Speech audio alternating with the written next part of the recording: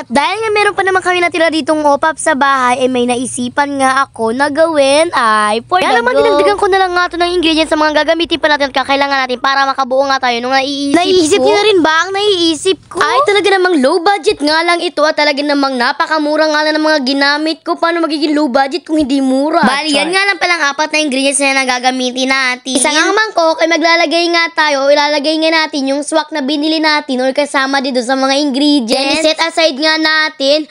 Iset aside. Sa isa naman nga platito ay maglagay naman nga tayo ng graham na crackers or yung durog-durog. Tapos nga iset aside naman nga natin yung dalawa. Saka naman natin gagamitin yung bowl ni Sunshine. Dahil hindi ko naman nga inubos yung graham na durog-durog ay dito naman natin siya ilalagay sa bowl ni Sunshine. Kunti lang inilagay ko dun sa platito at marami naman nga at lahat ko na nga ata nilagay dito sa bowl ni Sunshine. Inubos ko na rin. Sinaid-said ko na. Sayang naman yan. Bili tayo mayaman. Pagkatapos nga ay inilagay ko naman nga pala yung condensed cowbell. Kaya naman cowbell baka bali, unti-unti nga lang pala nilalagay ko para naman talagang hindi nga masobrahan. Paano ba naman kapag nasobrahan nga ay magsisisi na naman tayo sa huli. Hindi tayo magsisisi for today's video mga dad. Kasi mix lang naman natin para naman talagang mag-combine nga sila. Combine. Dahil nga mga DIY nga mga ginagawa natin. Syempre hindi naman mawawala sa mga video natin ang pagko-combine. Sana all nagko-combine. I-mix lang natin siya na maigi para naman talaga makuha nga natin yung gusto natin na texture.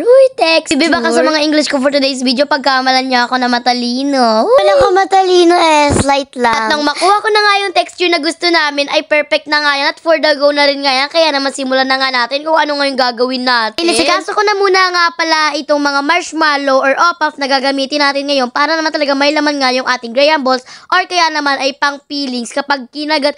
Sana all may peelings. Lang muna nga pala yung aking binalitan para naman talagang hindi nga masayang iba baka kasi magkulang. Iba rin nga kasi kinain na rin nga kasi ni Kuya Moon saka ni Baby Stern saka ni Mama Yims o diba maraming kumakain. Ito naman nilang lasahan kaya naman ayun pinagbigyan ko na nga baka magtampururot ang mga person. Dinurog-durog ko lang muna pala yan. Nag-gloves muna nga ako kasi nga ginagawa natin siya na parang ang texture nga. Idol. Yun ha, hindi idol. Hindi ko nga pala napindot yung paggawa ko nung una kaya ito na lang yung na-videohan ko. Carry bells pa naman din. Bilog-bilog ko muna nga pala dyan yung ating pambalot. Saka ko naman siya plinat-plat para naman talagang mailagay natin sa gitna yung mga marshmallow talaga yun be. Nagkamali lang akes. Bali pag nalagyan na nga pala natin ng marshmallow kaya naman ang OPAP ay roll naman natin siya dun sa mga powder na ginawa natin na pwede rin chocolate at pwede rin ng milk. Ko lang nga talaga yan nalakihan pero pwede naman yung paliitan kung pang nenegosyo nyo nga. By the way, naalala ko nga na ito nga palang ginagawa ko ay pwede nga to sa mga bata na business-minded at talaga namang napakamura lang talaga na magagastos. Pwede nyo itong ibenta lalo na sa mga bata niya naghahanap ng gusto nila ipambenta at wala silang maisip. Ito nga at madali lang ito at hindi nyo na kailangan magluto pa or anything. Wala rin nga pala kayong ibang kailangan dito kundi ang kamay nyo lang hindi nyo na kailangan ilagay sa oven or lutuin. Diba? Talaga naman kayo lang gagawa. Make sure lang talaga na malinis ang mga kamay kasi ito ay kakainin. Pero kailangan nyo rin talagang magpatulong sa mga nakakatanda. Katulad ko nagpatulong kay mama para buksan yung lata na may cowbell or condense. Kasi gamitin ng kutsilyo pambukas nun or wala na naman kamang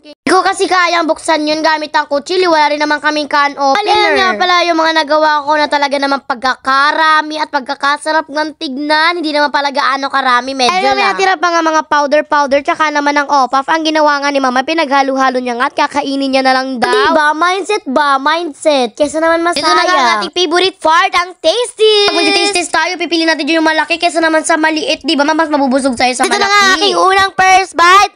Sarap. Damang-dama mo talaga yung pagka-chewy nung OPAP. Ay, pababa nila Kuya Moon at nagtitaste nga ako. Kaya naman pinataste ko na rin nga sila. Kami nga ay kumakain, magtitaste na muna nga ako. Shoutout nga po pala kay Root Vibes and Family Vlog. Tina rin nga po pala kay Chanel Balangkit at kay Raven Rain Santa Clara. Tina rin po pala kay Kelsey Charles Solamelo. Tina rin nga po pala kina Josa Judiawon at kay Ledzay De Luna. Tina rin nga po pala kay Jendel Herman. Hello, BB. Stay safe. Erika Santos, Ashley Smooth at kay Aloha Cabaltea.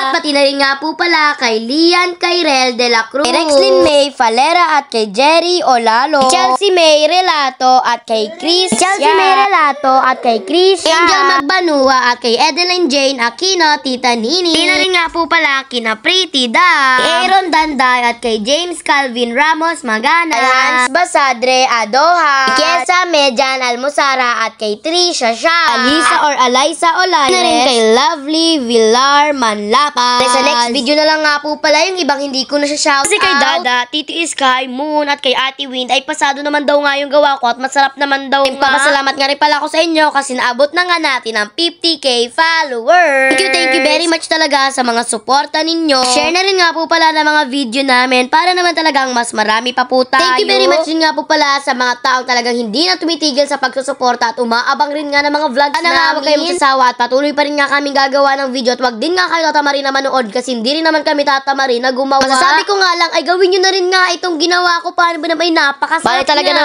approve nga sa akin. Yung may gatas nga. Paano ba naman konti nga lang yung tamis niya. Char, mahilig na talaga ako sa gatas. Dito na lang nga rin po pala. Mag-like, follow, comment, share, and subscribe ka na rin pala sa page namin. Yun lang. Salamat. Bye-bye and God bless!